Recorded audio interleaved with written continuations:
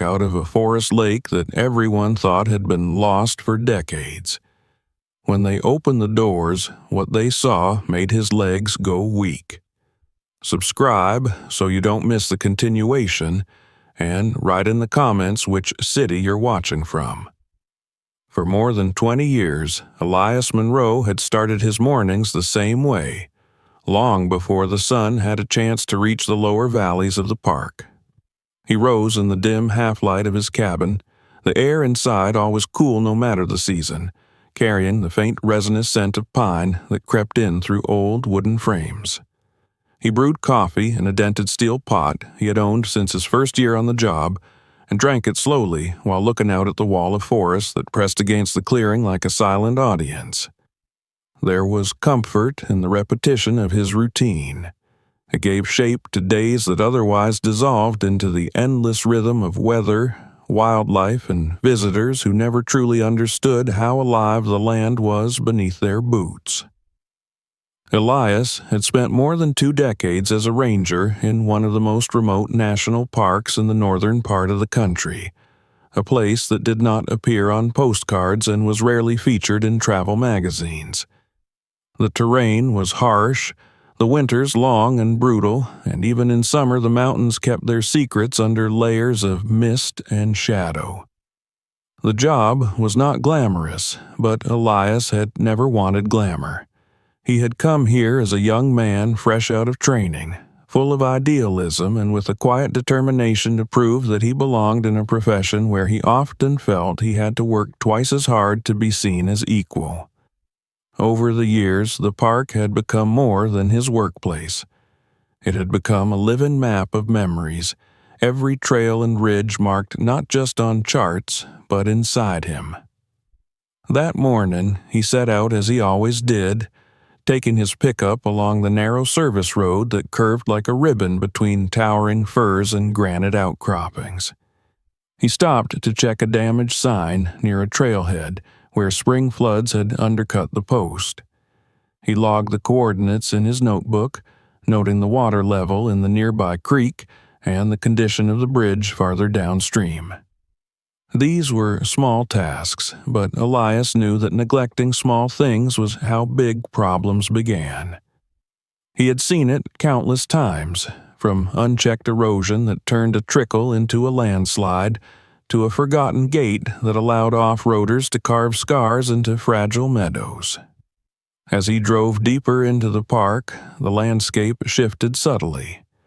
The forest grew denser, the canopy closing in overhead until the sky was only a suggestion between branches. In this part of the park, the silence had weight. It pressed against the ears, broken only by the distant call of a hawk or the hollow knock of woodpeckers. Elias had learned to read that silence like language. When birds stopped singing abruptly, or when insects went quiet in the middle of the day, it usually meant that something larger was moving through the undergrowth. On that morning, however, the silence felt different. Not alert, but subdued, as if the land itself were holding its breath. His route eventually brought him to the access road that once led to the old Quarry Lake, a body of water that did not exist on the original maps of the park. Decades earlier, it had been a deep open pit carved into the mountainside by a mining company that vanished as suddenly as it had arrived. When the pumps were shut down and the machinery removed, groundwater slowly flooded the hollow, creating a lake so dark and deep that it swallowed light. The official trails avoided it, partly because of the treacherous slopes that ring the basin and partly because of the uneasy stories that clung to the place. Locals claimed that anything dropped into the lake was never seen again, not because of depth alone, but because of strange currents that seemed to pull objects into the silt like hands. Elias had passed the turnoff countless times, rarely stopping. There was no reason to go there in the course of ordinary patrols, and visitors seldom found it without directions. That day, however, He slowed as he approached the faded sign half hidden behind brush. Something in the air made him hesitate. The summer had been unusually hot, with weeks of relentless sun that cracked the soil and turned streams into ribbons of dust. The quarry lake had always been known for its stubbornly high water level, fed by underground springs, but reports from fishermen over the past few days suggested that the shoreline was receding. Elias had made a note to investigate, though he had not expected to feel the faint metallic tang in the air even before he turned off the road. He parked near the remains of an old concrete dock that jutted like a broken tooth into the water. The surface of the lake was lower than he remembered, exposing a ring of slick gray mud around the edges. On that muddy band, he noticed marks that did not belong to any animal he knew, deep parallel grooves that could only have been made by tires. They were old, almost filled in, but unmistakable. Kneeling near the water, he dipped a gloved finger into a thin film that shimmered in the sunlight. It left a faint rainbow on the surface before dissolving. The smell was unmistakable now, not the rot of vegetation or the mineral scent of stone, but something oily, something mechanical. The complaints that had come in over the past week replayed in his mind. A pair of hikers had mentioned a strange sheen on the water that stuck to their boots. A local angler had described a taste in the air that reminded him of old garages. Elias had brushed them off at first, assuming that a leaking boat engine or illegal dumping might be the cause. But standing there, alone on the crumbling dock with the dark lake yawning beneath him, he felt a ripple of unease that had nothing to do with the ordinary litter of careless visitors. As he walked along the newly exposed shoreline, he saw fragments half buried in the mud, twisted strips of metal and shards of rusted bolts that crumbled at his touch. These were not recent. They were relics, worn smooth by decades underwater. He photographed each one, logging their positions as he went, his professional detachment masking a growing sense of curiosity. He had learned long ago that the land often whispered before it shouted, that subtle changes were its way of announcing deeper shifts beneath the surface. By the time he returned to his truck, the sun was climbing higher, burning off the last wisps of morning mist. Elias sat behind the wheel without starting the engine, staring at the tree line across the lake. Somewhere in the back of his mind, an old story stirred, one he had heard on his first winter in the park from a mechanic who had since retired. The story had been told as a kind of campfire legend about a fire engine that never made it back from a call in the mountains during the 1960s. Officially, it had been lost in a landslide, crushed beyond recovery. Unofficially, people said it had simply vanished, swallowed by the wilderness like so many other things. At the time, Elias had dismissed it as folklore, another exaggerated tale born from isolation and long winters. Now, with the smell of oil still clinging to his hands and the image of those tire tracks etched into his memory, the legend felt uncomfortably close. He pulled out his notebook and wrote a short report to his supervisor, careful to keep his tone neutral. He described the lower water level, the metallic odor, the film on the surface, and the old tracks. It was routine language, the kind he had used hundreds of times before, but as he closed the notebook he knew that he would not be able to treat this like just another entry in a long list of anomalies. Before leaving, he took one last look at the lake. The dark water lay still, reflecting the sky in a way that made it seem bottomless, and he had the sudden, irrational feeling that something beneath that mirror was waiting. Not for the drought to end or for the rains to return, but for someone to finally notice it.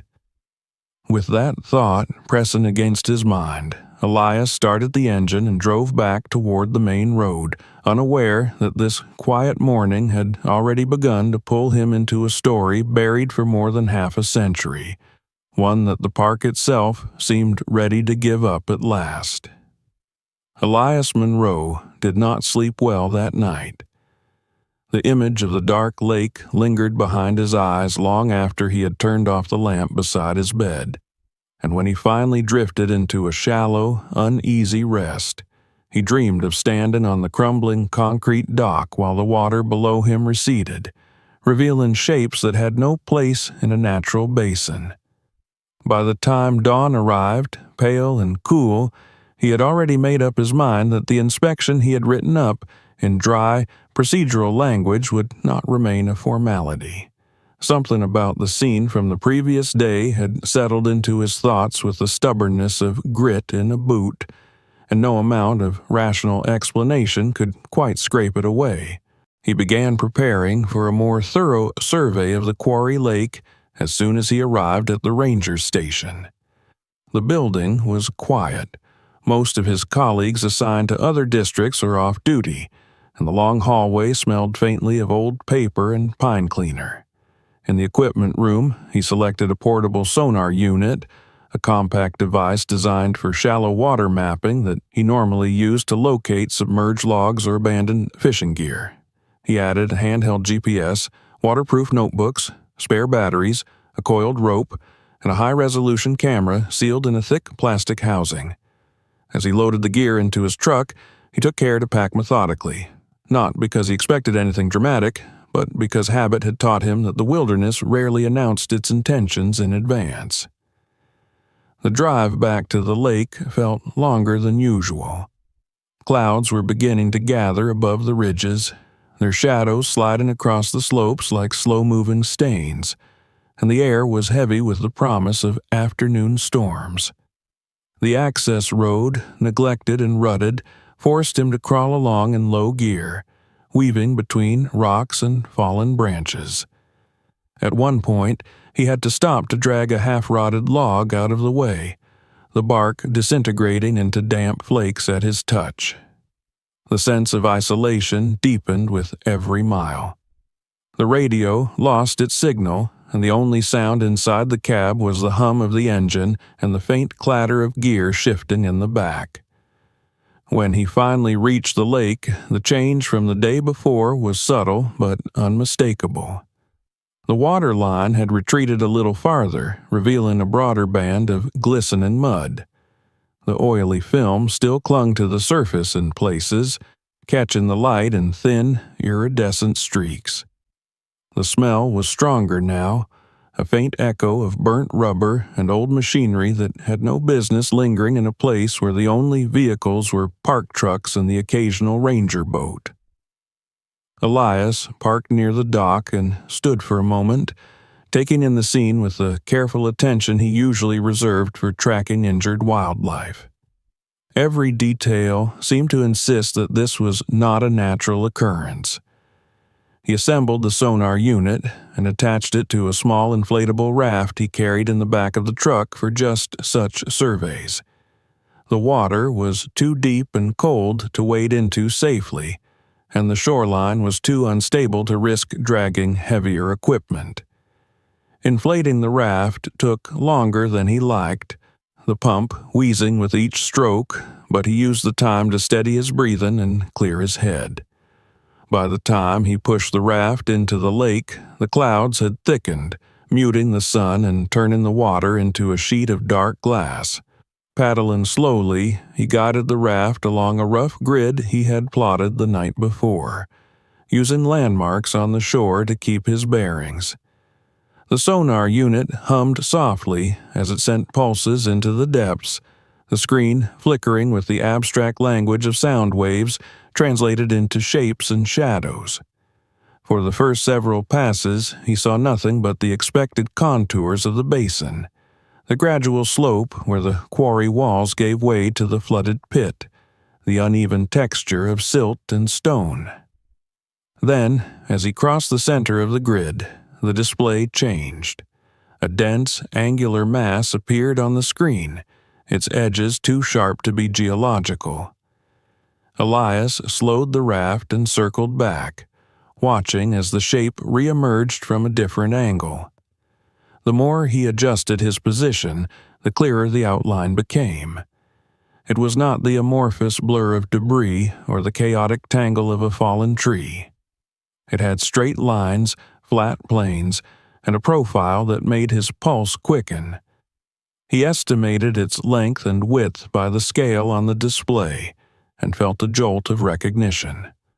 Whatever lay below was far larger than a boat or piece of construction equipment. It was the size of a truck.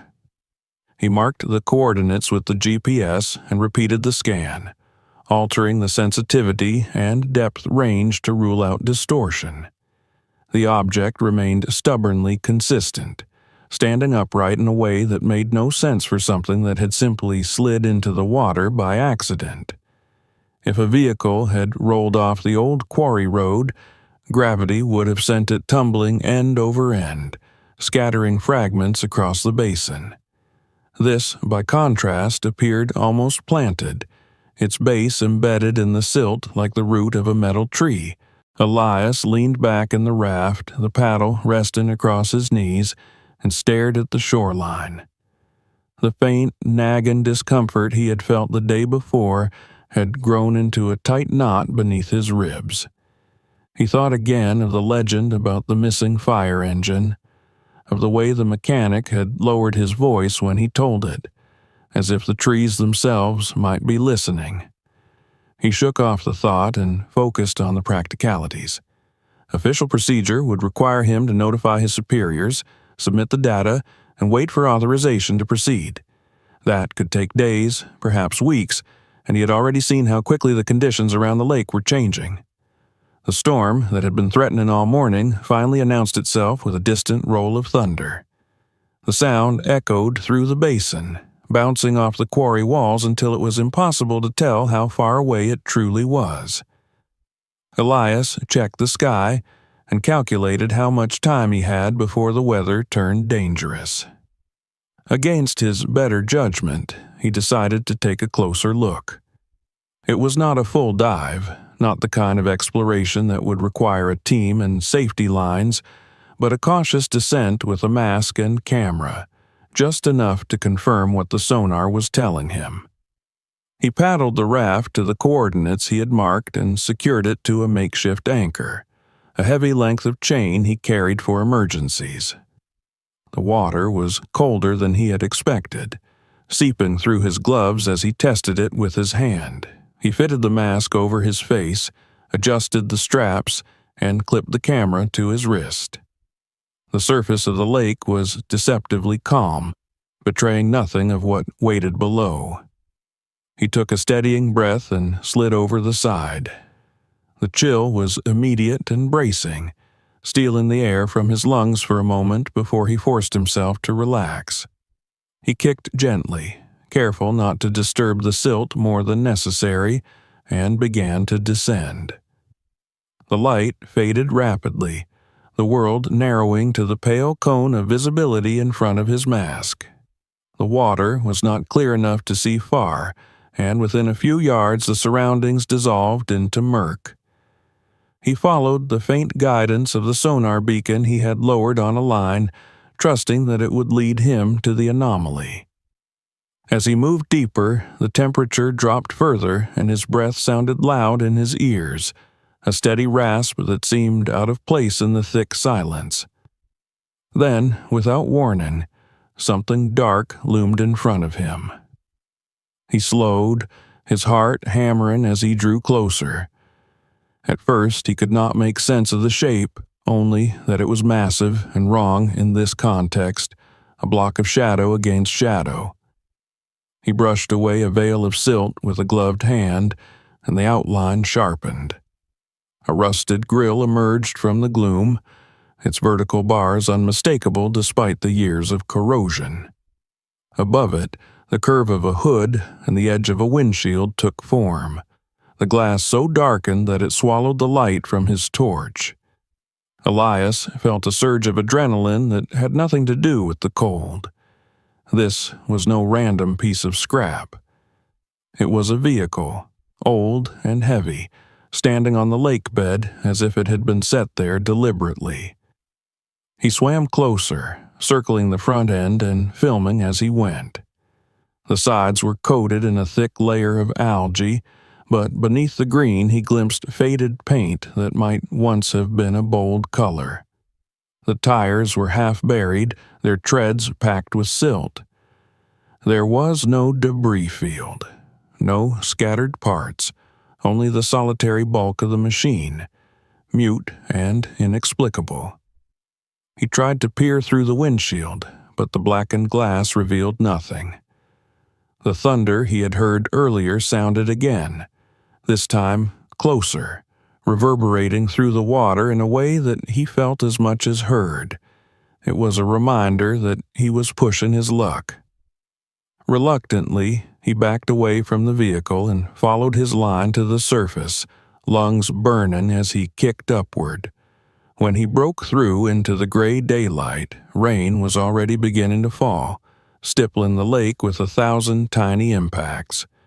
Back in the truck, wrapped in a dry jacket and clutching a thermos of coffee to chase the chill from his bones, Elias replayed the footage on the camera's small screen.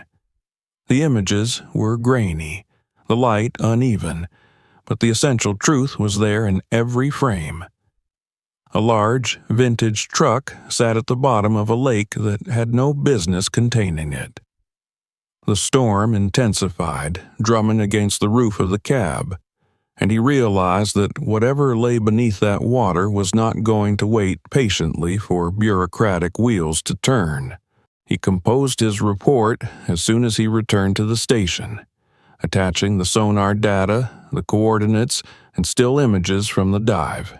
He kept his language clinical, describing the anomaly as a large submerged vehicle of indeterminate make and age, positioned upright and partially embedded in silt. He requested authorization for a full recovery operation, citing environmental concerns related to potential contamination. As he hit send, he felt a peculiar mix of satisfaction and apprehension. He had taken the first irreversible step, and even as he shut down his computer and headed home through the rising storm, he knew that the quiet legend he had once dismissed was about to become something far more tangible. The storm that had driven Elias Monroe from the lake did not simply pass through the park.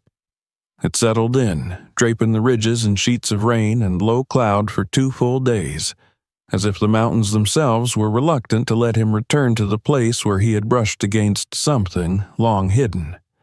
During that time, he remained in the ranger station, answering routine calls, filling out maintenance logs, and pretending that his mind was not constantly replaying the sonar image of that angular mass resting in the silt. He checked his email obsessively, waiting for a response to the report he had filed, and when it finally arrived late on the second afternoon, it carried with it a mix of relief and apprehension that made his hands tremble slightly as he opened it.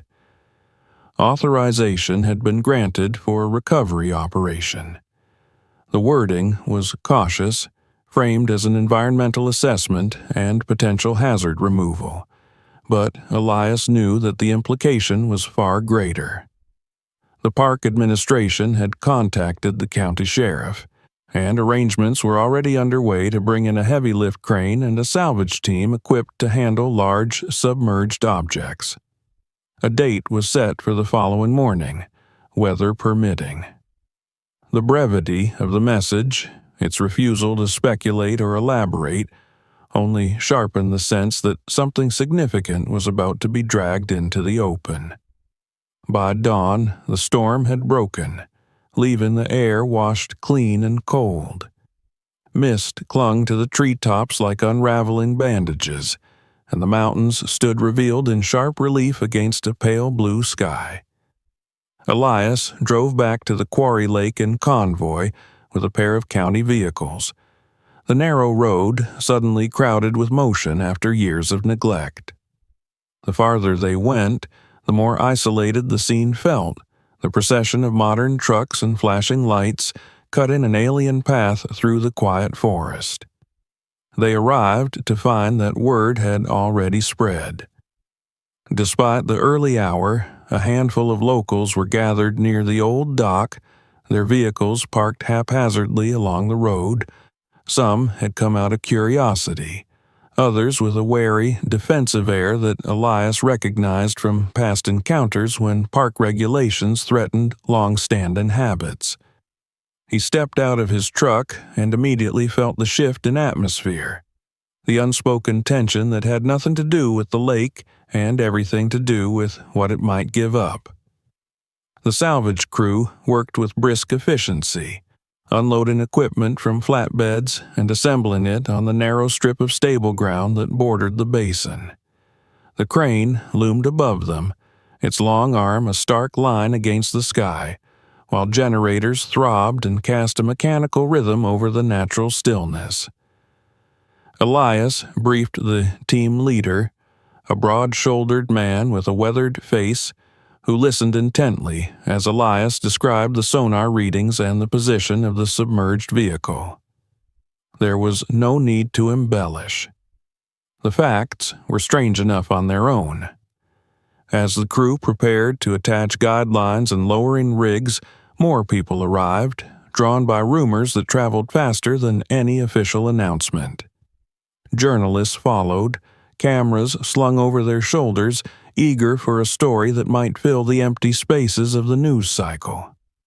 Elias felt an uncomfortable spotlight turning toward him, as if he were no longer just a ranger, but a gatekeeper to something everyone wanted to see. He stayed focused on the task at hand, reminding himself that his responsibility was to the park, not to the crowd pressing closer with every passing minute. The first divers slipped into the water just as the sun cleared the ridge to the east. The lake looked deceptively peaceful, its surface reflecting the sky in muted blues and grays, but Elias knew how quickly that calm dissolved beneath the surface. He watched as the divers disappeared, their bubbles tracing brief, wavering paths before vanishing into the depths. The waiting that followed was the hardest part. There was nothing for him to do but stand at the edge of the dock, listening to the murmur of the crowd and the distant whine of the crane's motor as it tested its range. When the divers resurfaced, they were followed by a palpable change in the mood of the operation. They conferred with the crew chief in low voices, gesturing toward the water as if describing a puzzle that refused to resolve itself. Elias caught fragments as he moved closer, references to how firmly the object was embedded, to the unusual absence of debris, to the odd orientation that suggested intentional placement rather than accident. He relayed what he knew, adding his own observations from the brief dive he had made days earlier, and together they formulated a plan to secure the vehicle with slings and gradually coax it free of the silt. The process was painstaking. The first attempt at lifting resulted in little more than a shudder that rippled across the surface of the lake, as if something below were shrugging off the effort. The second drew a plume of dark mud that boiled up like smoke, obscuring the divers and forcing a temporary halt. The crowd grew restless, some people calling out suggestions, others speculating loudly about what lay beneath the water. Elias felt a prickle of irritation at the spectacle the operation was becoming, but he knew there was no stopping it now. Finally, after the divers adjusted their rigging and the crane operator applied a steady, measured pull, the lake yielded. The surface bulged and then broke, disgorging a mass so dark and indistinct that for a moment it looked like a fragment of the mountain itself rising to greet the sky. Water cascaded from it in sheets, carrying with it strands of algae and clumps of silt that spattered onto the dock and the waiting machinery. As the shape cleared the surface, its outline sharpened, and a collective intake of breath rippled through the onlookers. It was a truck, unmistakably so, its bulky silhouette framed against the forest. Age had gnawed at it relentlessly, turning paint to scabrous flakes and metal to lacework in places, but the basic form remained. Elias recognized the curve of the hood and the tall, squared-off cab from the footage he had reviewed, but seeing it in the open air was something else entirely. The vehicle hung from the crane like a relic dredged from another century, dripping lake water that pooled on the ground in oily puddles. As the crew guided it onto a flatbed prepared for the purpose, Elias noticed details that had been impossible to discern underwater. The windows were coated in a film so dark it was almost opaque, a charred look that made the interior invisible. The doors, streaked with rust and grime, appeared warped, their frames twisted just enough to suggest that opening them would be a challenge. The front grille, half consumed by corrosion, still bore the ghost of a manufacturer's emblem, though the letters were long gone. The crowd pressed closer, drawn by the tangible proof that something extraordinary had been hidden beneath the lake for decades. Elias felt a flicker of unease as he took in their faces. Some were lit with excitement, others with apprehension, and a few with something harder to define, a guarded wariness that hinted at private calculations. He made a mental note of it even as he turned his attention back to the vehicle. This was no longer just a matter of environmental safety. Whatever secrets were locked inside that rusted shell had the power to disturb more than sediment. Before any attempt was made to force the doors, the sheriff insisted on a preliminary inspection. He and Elias circled the truck together, the sheriff's practiced eye taking in the anomalies that leapt out now that the machine was no longer cloaked in darkness. He tapped the side panel with a knuckle and frowned at the hollow sound it made, far more resonant than expected. Elias felt the echo of his own unease in that simple gesture. A vehicle of this size and era should have been dense with machinery, its weight and solidity unmistakable. Instead, it felt oddly insubstantial, like a stage prop masquerading as something real. As the crew prepared hydraulic tools to breach the stubborn driver's door, Elias stepped back, aware of the cameras angling for a clear shot. He thought of the report he had written, the cautious phrasing that now seemed almost laughably inadequate to capture the reality of what stood before him. He thought of the storm that had driven him away and the way the lake had seemed to hold its breath until he returned. And, as the metal frame began to creak under the pressure of the spreader, he felt the first true certainty that whatever they were about to uncover would not simply answer questions. It would create them, rippling outward from this forgotten basin into the lives of people who had never imagined that the wilderness could carry such a deliberate, human-made lie within its depths. The metal gave way with a shriek that cut through the murmurs of the crowd and the steady drone of generators. The hydraulic spreader bit into the corroded seam of the driver's door, forcing it outward millimeter by stubborn millimeter until the warped frame surrendered with a sound like tearing cloth magnified 100 times. Elias Monroe stood just behind the sheriff, close enough to feel the vibration of the tool travel through the steel shell, and in that instant, before the door finally gaped open, he had the uncanny sensation of crossing a threshold, not just in space, but in time. The smell that drifted out was not the stale rot he had half expected, not the trapped odor of waterlogged upholstery or decaying insulation. Instead, it was dry and faintly metallic, tinged with the ghost of oil that had long since evaporated. When the door was pried wide enough to peer inside, a beam of light speared into the cab and fell on emptiness. For a heartbeat, no one spoke. The interior, that should have been crowded with the bulky anatomy of a mid-century fire engine, was stripped to bare metal ribs. The steering column ended in a jagged stump. The dashboard was gone, leaving only a rectangular void where instruments once crowded together. There were no seats, no pedals, no trace of wiring or hoses, nothing but the echoing hollowness of a shell that had been carefully flayed. The sheriff leaned in, his expression shifting from professional curiosity to something approaching disbelief.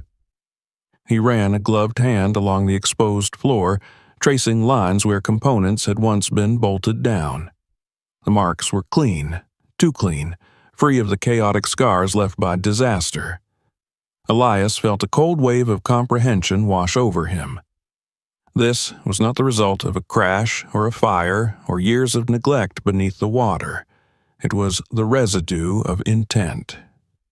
The crew began to document the interior with the methodical precision of people who sense the importance of every detail.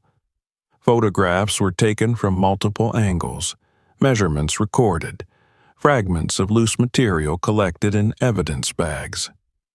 Elias found himself drawn into the empty cab despite the knot of unease in his chest. He stepped onto the flatbed and leaned closer, the darkened windows swallowing the light from the flood lamps.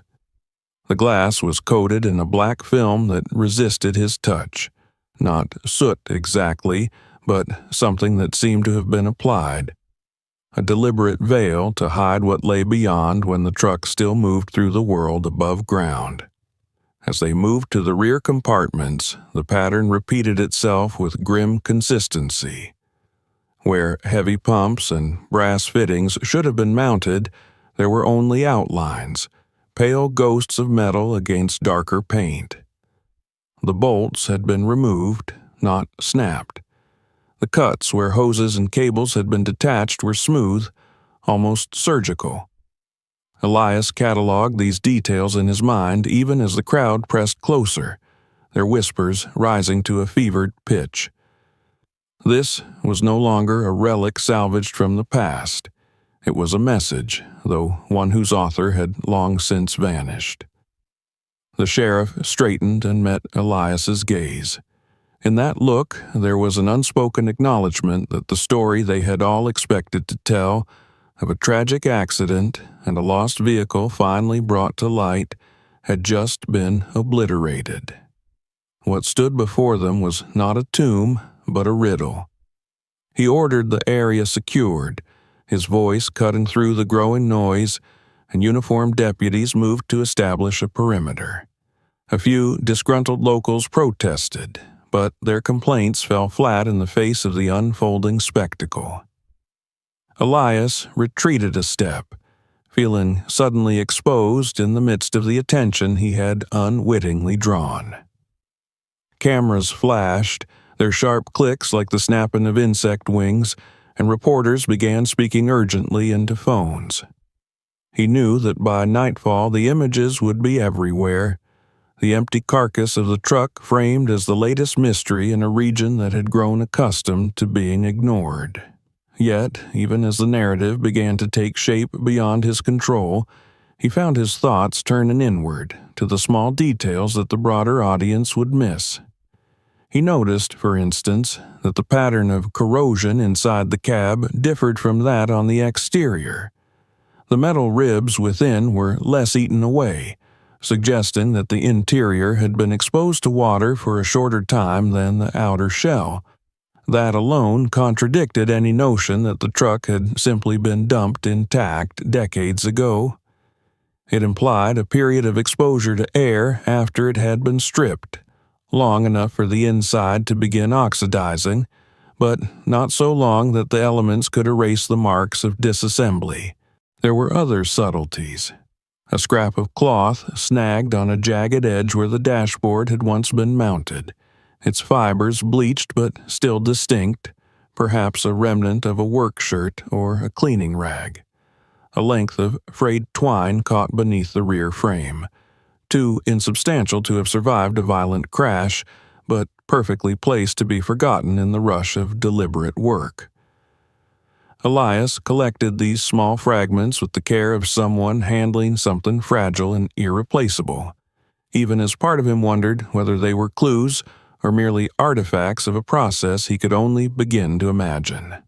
The representatives from the county arrived not long after, their polished shoes sinking into the mud around the lake as they approached the truck with thinly veiled apprehension. They spoke in low, controlled tones to the sheriff, their eyes flicking repeatedly to the onlookers and the camera lenses trained on them. Elias watched their body language with a growing sense of disquiet. These were not the reactions of officials confronted with an unfortunate environmental hazard. They were the reactions of people who understood that a long-accepted version of events was about to be questioned. One of them suggested, in a voice meant to be reassuring, that the vehicle was likely nothing more than a stripped piece of scrap, abandoned when the quarry closed. The explanation rang hollow even as it was offered. Elias felt a flicker of anger at the attempt to minimize what lay plainly before them. He responded carefully, citing the absence of any record of authorized dumping in the area and the unmistakable signs of systematic disassembly. He could feel the weight of scrutiny settle on him in that moment, the subtle shift from collaborator to potential irritant. The crowd began to thin as the afternoon wore on, some drawn away by obligations, others by the disappointment of not having witnessed a sensational reveal of human remains. In their wake, the quiet returned, tentative at first, then more insistent as the park reasserted its presence. The truck remained where it was, shrouded in tarps and guarded by deputies, a hulking question mark in the clearing. Elias stood apart from the activity, jotting down observations that went beyond his official duties, knowing that the answers would not be found in press releases or superficial inspections. When the operation finally wound down for the day, the lake had slipped back into shadow, the setting sun gilding its surface with fleeting color. Elias lingered, reluctant to leave the place that had become the axis of a story far larger than he had anticipated. He thought again of the mechanic's hushed legend, of the way some of the locals had looked at him as if he were disturbing a grave that did not belong to him. The difference now was that the grave was empty, and emptiness has a way of demanding to be filled with truth. As he drove away, the image of the hollow cab followed him, its dark windows like blind eyes turned toward the forest. He did not yet know how far the ripples would travel, only that they had begun here, with the tearing of metal and the revelation of a void where the beating heart of a machine should have been. Whatever had been done to that fire engine, it had been done by human hands with a purpose that the wilderness had neither condoned nor forgotten. And Elias Monroe, ranger of a park that prided itself on preserving the natural order, now found himself at the center of an unraveling that had nothing to do with nature at all. The hollow truck did not leave Elias Monroe's thoughts when he returned home that evening. Even the quiet of his cabin, usually a refuge after long days in the field, felt strangely inadequate, as though the emptiness he had seen inside the rusted fire engine had followed him back through the trees and taken up residence in the corners of his mind. He sat at his small kitchen table long after dark, files spread out before him, the low lamp casting a tired yellow circle over documents that had not been touched in decades. If the answers were not inside the metal shell, then they had to be somewhere else, buried in ink and forgotten signatures. He began with the park archives. The next morning, he requested access to the oldest storage room beneath the main ranger building, a place most of the staff regarded as little more than a graveyard for outdated regulations and yellowed maps. The room smelled of dust and cardboard and something faintly chemical, a residue from the cleaning agents used long ago. He pulled open drawers that had not slid smoothly in years and flipped through brittle folders labeled with fading handwriting. Fire reports from the 1960s were stacked in uneven bundles, their pages peppered with small burn marks from cigarettes smoked by men who had long since retired or died. The year he needed lay somewhere near the bottom of a metal filing cabinet whose paint was flaking in strips. He found it eventually, a thick binder stamped with the insignia of a state forestry agency that no longer existed under that name.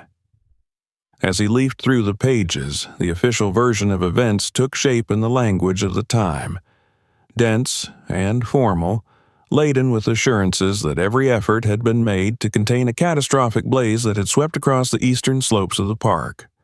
One section described the loss of a fire engine in a remote sector, crushed beyond recovery by a sudden landslide. It was a neat narrative, cleanly bounded by bureaucratic phrasing, but Elias felt its seams almost immediately. The coordinates given for the supposed landslide did not correspond to any known slide path in the region, and the accompanying maps were vague to the point of uselessness. More troubling was the absence of detail about the crew assigned to the engine. Names appeared in one document, only to vanish in the next. A handwritten margin note questioned whether all personnel had been accounted for, but the question was never answered. It was as if the record itself hesitated, then chose to forget. From the park archives, he moved on to local newspapers, scrolling through microfilm in the small library that served the surrounding communities. The headlines from that summer were dramatic, heavy with talk of heroism and sacrifice, yet curiously light on verifiable facts. Articles spoke of a valiant crew lost to the fury of the mountains, but no photographs of the scene accompanied the prose, no eyewitness accounts from fellow firefighters who might have stood nearby. Fundraisers were announced, memorial services planned, and within weeks the town council approved an emergency budget to replace the destroyed equipment. The story hardened into legend almost overnight, and Elias could see how easily a comforting myth could take root in a place where tragedy was a familiar visitor. He began to cross-reference these public narratives with the internal documents he had uncovered. The discrepancies multiplied. The date of the engine's disappearance shifted subtly between sources, sometimes by a matter of days, sometimes by weeks. One report listed the engine as having been dispatched from a station miles away from where another claimed it had originated. A particularly unsettling memo, buried deep in a folder labeled Miscellaneous Correspondence, mentioned the possibility of mechanical failure prior to the incident, a suggestion that was never again addressed.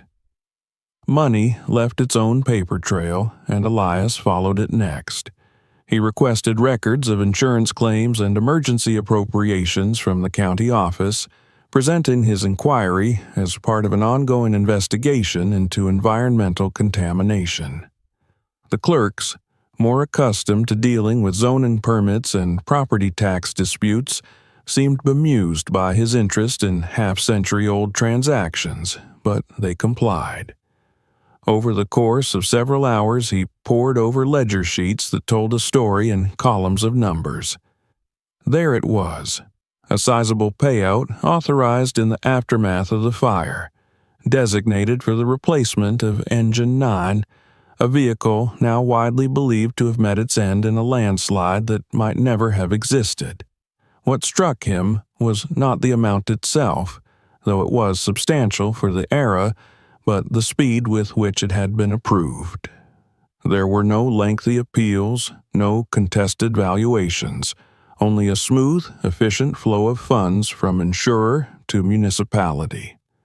In the months that followed, additional grants were awarded for equipment upgrades, training programs, even the construction of a small memorial near the town square. It was as if the loss of the engine had become a catalyst for prosperity, a sorrow that paid dividends. Elias sat back from the microfilm reader and closed his eyes, the hum of the machine lingering in his ears. He imagined the families of the firefighters receiving news filtered through layers of official rhetoric, told to be proud even as their questions were deflected. He found their names in obituaries and wedding announcements, glimpses of ordinary lives interrupted by a story too grand and too vague to challenge. One widow had moved away within a year, her absence noted only in the shifting of a line in the local directory. Another family appeared to have dissolved, siblings scattering to distant states, their shared history reduced to a footnote in the town's collective memory. The deeper he dug, the more Elias felt the weight of what had been taken from them, not only in terms of truth, but in the subtle theft of closure. The legend of the lost engine had offered comfort, a narrative of noble sacrifice that allowed grief to be packaged and stored away. To question it now, after so many years, felt like reopening wounds that had never truly healed. Yet the evidence was too insistent to ignore. He found a memo from a regional equipment supplier noting an unusually large order for spare parts placed shortly before the fire, including components identical to those missing from the submerged truck. The parts were marked as delivered, but the receiving signatures were illegible, the ink smeared as if someone had signed in haste. The coincidence was impossible to dismiss.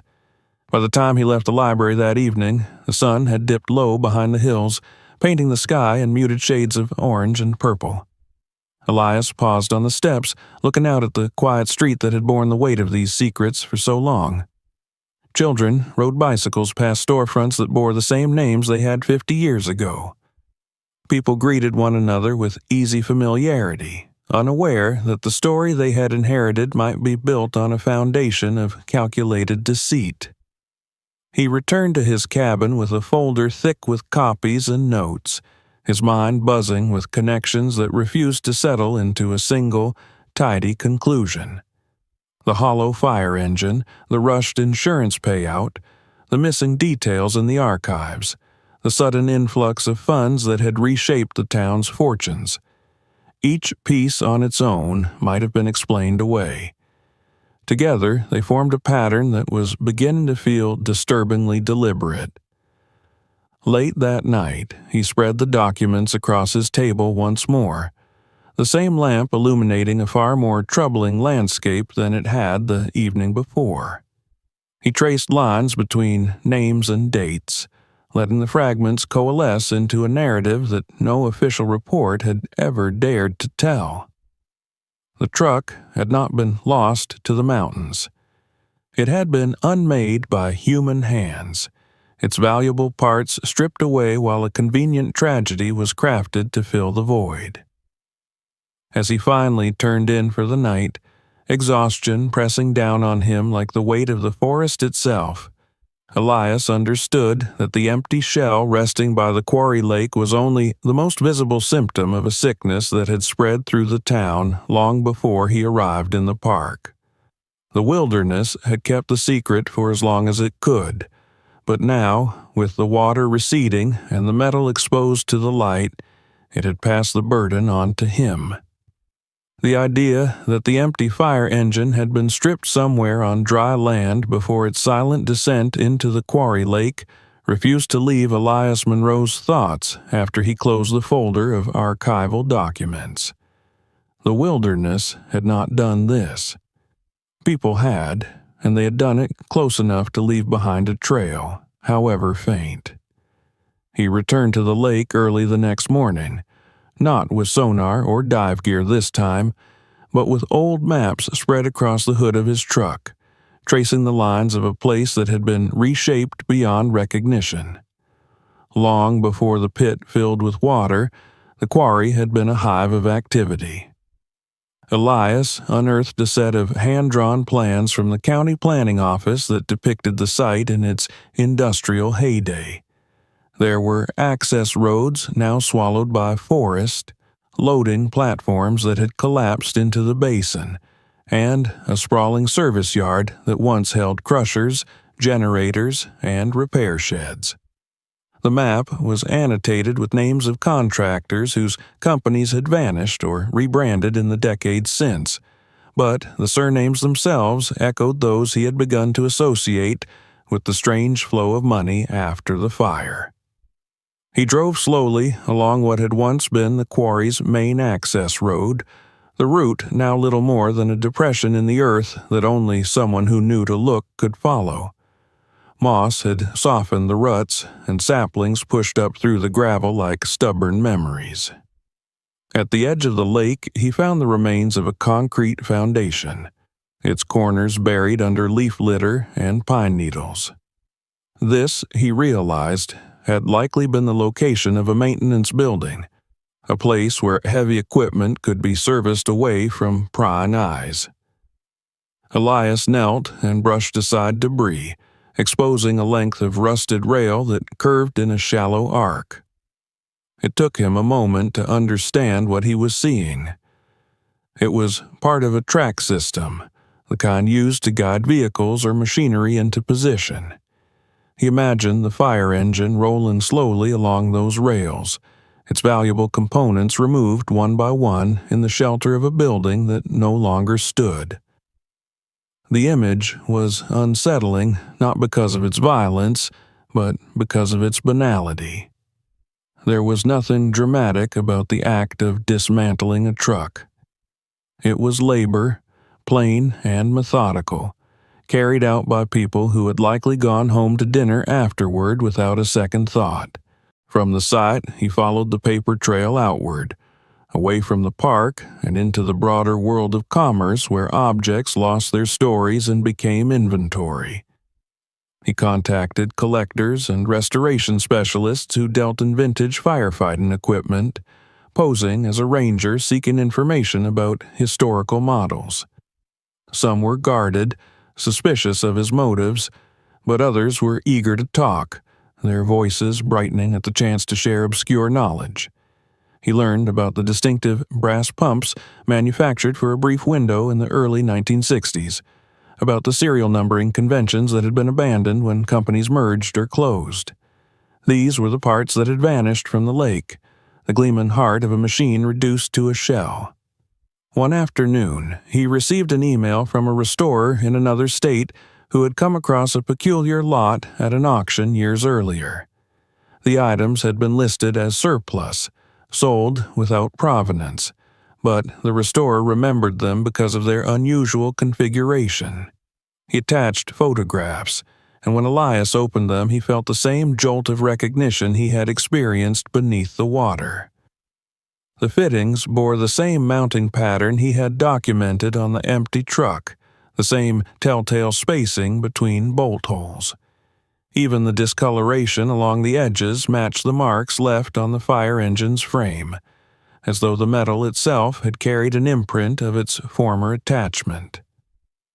Elias printed the images and pinned them to a corkboard beside his growing collection of notes. The web was tightening. He reached out to the auction house that had handled the sale, presenting his inquiry as part of a historical research project. Their records were incomplete, many of the older files lost in a fire or purged during a transition to digital systems, but one ledger survived in a storage unit that had been overlooked. It listed the consignor of the lot as a defunct contracting firm whose name had appeared on the quarry maps he had studied. The coincidence was too precise to dismiss. He arranged to have an expert examine the components from the restorer's collection, and the verdict was unequivocal. The parts were not generic replacements. They had been custom-fitted for a specific engine, down to minor manufacturing quirks that only appeared in a limited production run. The expert's report concluded that the likelihood of them originating from any other vehicle was vanishingly small. As Elias assembled this evidence, a subtle shift began to take place around him. It was not dramatic, not the overt threats or confrontations that populated television dramas, but something quieter and more insidious. He found the tires on his truck inexplicably low one morning, the valve caps missing. Another day, he discovered that a file he had left on his desk had been moved, the papers rearranged in a way that suggested curious hands had leafed through them. When he mentioned the incidents to a colleague, he was met with a strained smile and a suggestion that he was letting the case get to him. The reaction of the town grew more complicated as rumors filtered back from the county offices and the press. Some residents approached him with cautious gratitude, sharing half-remembered stories about equipment sales that had never made sense, or about council meetings that had ended abruptly when questions were raised. Others avoided him entirely, crossing the street when they saw him coming or breaking off conversations mid-sentence. A few were less subtle, muttering about stirring up trouble or destroying a legacy that had sustained the community through lean years. Elias took these reactions as a measure of how close he was getting. He continued to document everything, backing up files and making copies of reports that he stored in different locations. He knew enough about the fragility of truth in the face of institutional inertia to guard against complacency. The wilderness had held its silence for decades, but now that it had begun to speak, there were forces that would prefer it to fall quiet once more. One evening, as he was reviewing the expert's analysis at his cabin, he noticed a vehicle idling at the edge of his property. Its headlights remained off, the shape barely discernible among the trees. It stayed there for several minutes before turning around and disappearing back down the dirt road. Elias sat very still, the glow of his desk lamp casting long shadows across the walls. The message was not overt, but it did not need to be. Someone wanted him to know that he was being watched. He did not waver. If anything, the sense of pressure sharpened his resolve. The pieces of the puzzle were coming together too cleanly now to allow doubt. The quarry, the stripped engine, the vanished brass pumps, the convenient tragedy that had paved the way for an influx of money. It was all part of a single narrative that had been written in the margins of official history and then forgotten by those who stood to benefit most. When he finally closed his laptop and looked out the window at the dark sweep of forest, Elias felt a curious calm settle over him. He had spent his career preserving a landscape shaped by forces far older than any human scheme.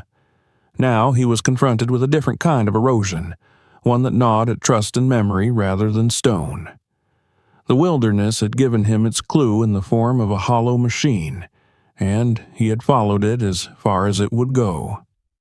What remained was to bring that story into the light, regardless of who might prefer it to remain buried. By the time Elias Monroe stood before the assembled investigators, attorneys, and county officials, the story he had been piecing together for weeks had taken on a coherence that was at once satisfying and deeply unsettling. The fragments he had chased through forgotten archives, rusted foundations, auction ledgers, and whispered local anecdotes had aligned into a pattern too deliberate to be the product of chance. He felt the weight of that pattern as he laid out the chronology in a conference room that smelled faintly of floor polish and old coffee. The windows shuttered against the press that waited outside. He began at the quarry, at the maintenance building that no longer existed except as a scar in the earth. There, he explained, the fire engine had been taken after the blaze that officially marked its disappearance. Not to be mourned, not to be buried by a landslide, but to be dismantled piece by valuable piece. The distinctive brass pumps that collectors coveted, the motor that could be sold as surplus, even the wiring and fixtures that would fetch a modest price. It was not a frantic stripping carried out in the panic of disaster. It was a systematic operation, planned and executed by people who knew exactly what they were doing and how to conceal it. As he spoke, Elias watched faces around the table change. Some displayed disbelief that hardened into wary interest, others a flicker of recognition that they tried and failed to hide.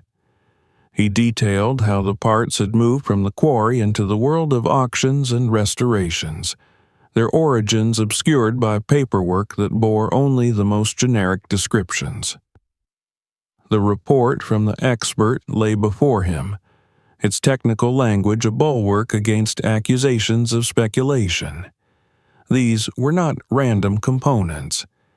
They were the heart of Engine 9, scattered across private collections and repair shops under the guise of legitimate trade.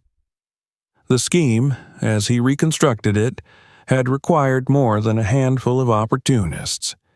It demanded cooperation from those who could smooth the path of insurance claims and municipal budgets.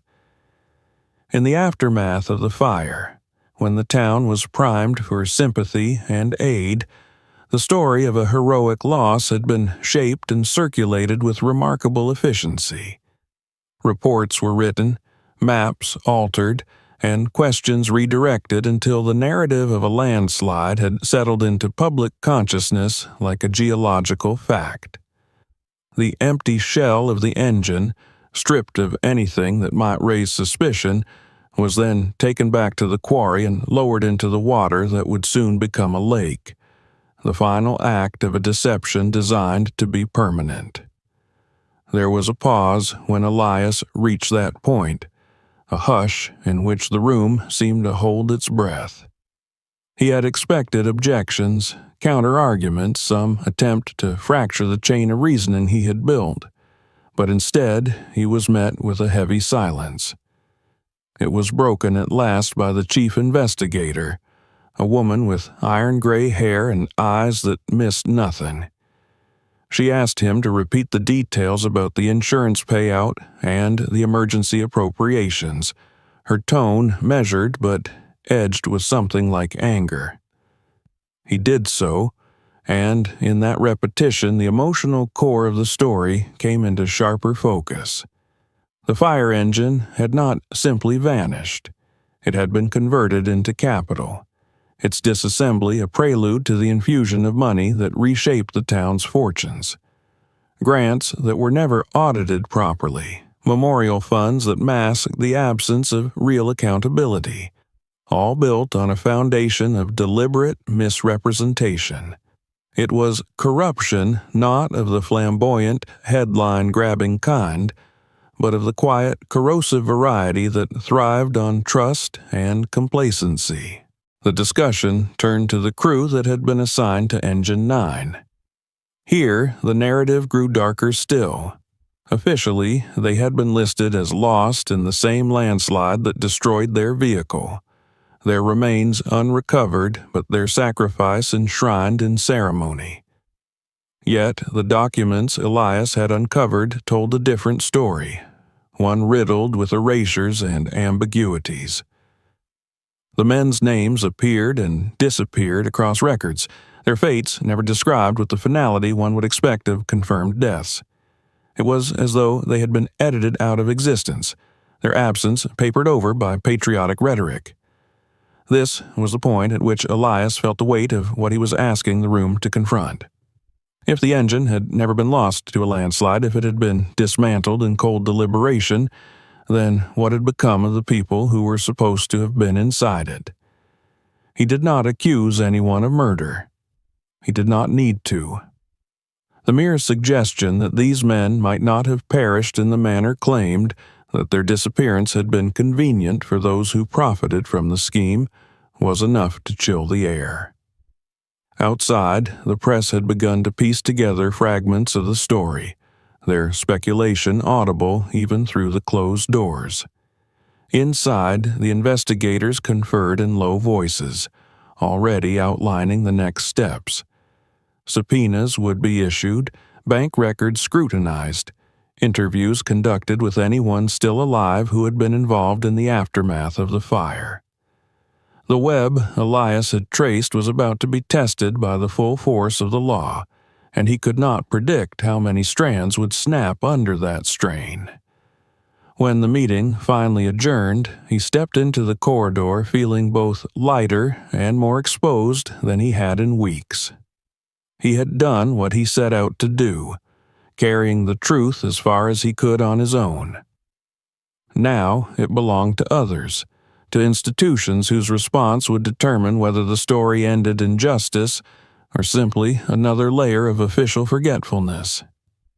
A reporter called out his name, her voice sharp with urgency, but he kept walking, unwilling to be drawn into the simplified narratives that were already taking shape.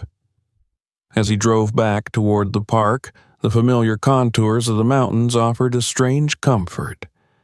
Whatever the outcome of the investigation, whatever backlash he might face from those who felt threatened by it, he had crossed a line that could not be uncrossed. The hollow fire engine by the quarry lake was no longer a curiosity. It was evidence, a mute witness to a scheme that had thrived in darkness for more than half a century. He did not know whether the truth would restore anything that had been lost. He only knew that the land itself seemed to breathe easier, now that its burden was being shared. The water would continue to recede and rise with the seasons, indifferent to human affairs, but the lie that had settled into its depths had been dragged into the light at last. The first snow of the season fell on the day the families of the long-lost firefighters gathered in the small courthouse at the edge of town. It came down softly, as if the sky were reluctant to intrude on what was about to happen inside, settling on roofs and branches in a pale hush that seemed to mute the world beyond the tall windows. Elias Monroe arrived early, standing in the hallway with his coat unbuttoned, watching as people filtered in, their faces drawn with anticipation and a kind of weary hope that had been tempered by decades of unanswered questions. They had been invited under the neutral banner of an informational briefing, but everyone in the room understood that it was more than that. It was the first time since the summer of the Great Fire that officials had asked them to come together not to mourn, not to commemorate, but to listen. Elias recognized several names from the yellowed obituaries and brittle clippings he had pored over in the library. Now, those names were attached to aging men and women who carried the weight of those years in the lines around their eyes and the careful way they moved, as if afraid to disturb whatever fragile equilibrium they had managed to build around their grief. The chief investigator spoke first, her voice steady and deliberate as she outlined the findings that had emerged from months of scrutiny. There was no melodrama in her delivery, no rhetorical flourish. She spoke of altered reports, of insurance payouts that should have raised alarms, of equipment traced across state lines to private collections and workshops. Then she addressed the heart of the matter, the thing that had been avoided in public discourse for more than half a century. The fire engine had not been lost in a landslide. It had been dismantled deliberately, its most valuable components sold under the table, its empty shell hidden in a quarry pit that would soon fill with water and bury the evidence. The room was silent as the words settled. Some people stared at the table in front of them as if trying to anchor themselves to something solid. Others closed their eyes. A woman in the front row gripped her purse so tightly that her knuckles went white, the leather creaking softly in protest. Elias felt his throat tighten, a reaction that surprised him even after all he had learned. These were not just facts he had assembled. They were lives that had been bent and twisted around a lie. When the investigator turned to the question of the missing firefighters, her tone shifted almost imperceptibly. Official records, she explained, had never conclusively documented their deaths. There were inconsistencies that could not be reconciled with the narrative the town had accepted. It was possible, though not yet proven, that some of the men assigned to Engine 9 had survived the fire itself, only to disappear into a fog of altered paperwork and convenient assumptions. The investigation was ongoing, and any conclusions would have to wait for further evidence, but the implication was clear. The story that had been told about these men was at best incomplete and, at worst, a deliberate fabrication. For a long moment after she finished, no one spoke. The silence felt heavier than any outburst might have been, pressing down on the room with the force of all the years that had passed since that summer. Then someone began to cry, quietly at first, a sound that spread like a fissure through stone until it was impossible to tell where one person's grief ended and another's began. Elias stood apart, his hands clasped behind his back, unsure whether he had any right to be there at all. He had carried the truth this far, but now it belonged to those who had paid the price for its absence. Outside, the snow continued to fall, blurring the edges of the town in a way that seemed almost merciful. The old memorial in the square, a simple slab of granite etched with names and dates, was already gathering a white mantle that softened its sharp lines. In the weeks that followed, that monument would become the focus of fierce debate. Some argued that it should be torn down, that it was nothing but a monument to a lie. Others insisted that it remain, but with a new plaque that told the fuller story, the story that had been hidden for so long. The decision, when it finally came, reflected the uneasy compromise that marked so many of the town's choices. The original stone would stay, its weathered face a testament to the passage of time, but beside it a new installation would rise, one that no one could mistake for a comforting fiction. The hollow fire engine, hauled from the quarry lake and cleaned of its thickest layers of silt, would be placed on a concrete pad at the edge of the park, its empty interior visible through cutaway panels. An accompanying display would explain what had been taken from it and why, tracing the path from that quiet dismantling to the reshaping of a town's fortunes. On the morning the shell was set in place, Elias stood with a small crowd at the edge of the clearing. The truck looked even more forlorn in daylight, its rusted frame stark against the fresh snow. People approached it hesitantly, peering inside as if expecting to find something more than the stark reality of absence. Children asked their parents why it was empty, and for once there were no easy answers, no heroic gloss to smooth the edges of the truth.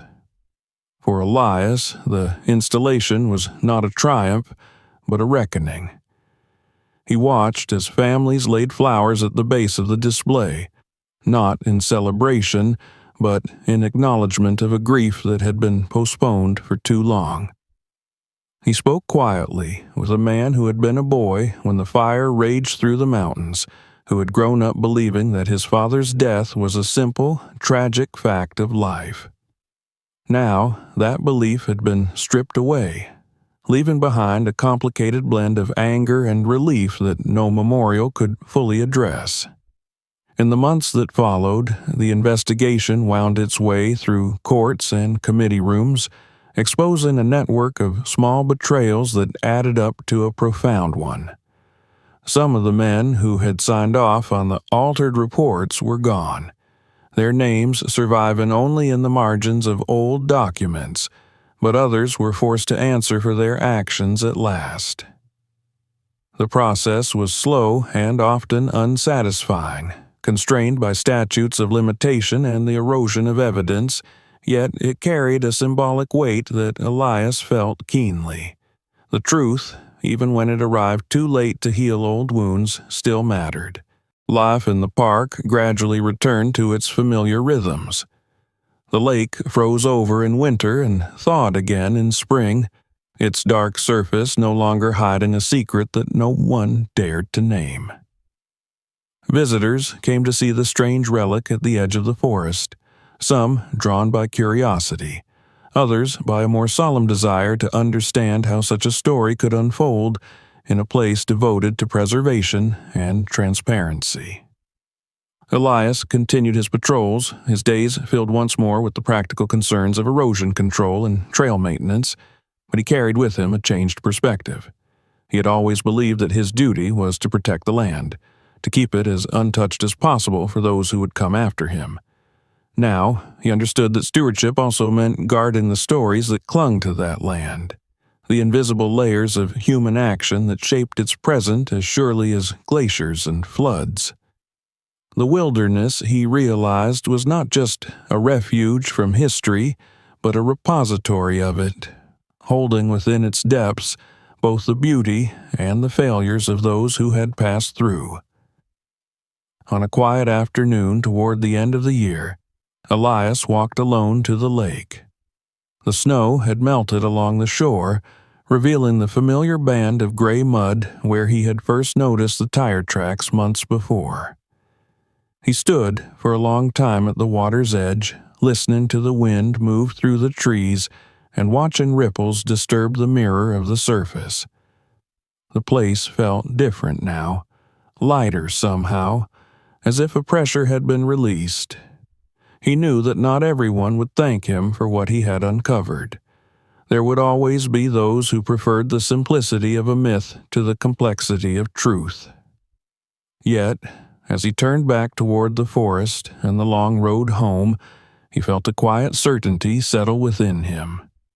He had done what the land itself had asked of him, bringing to light something that had been buried not by time, but by intent. In a career measured by countless small acts of care, this one would stand apart, a reminder that even the deepest silence can be broken if someone is willing to listen long enough. Before you go, make sure you're subscribed so you don't miss the next story, because the secrets hidden beneath the surface are only just beginning to surface. Watch the next video now to uncover another unbelievable discovery. And if this story shocked you, share it with someone who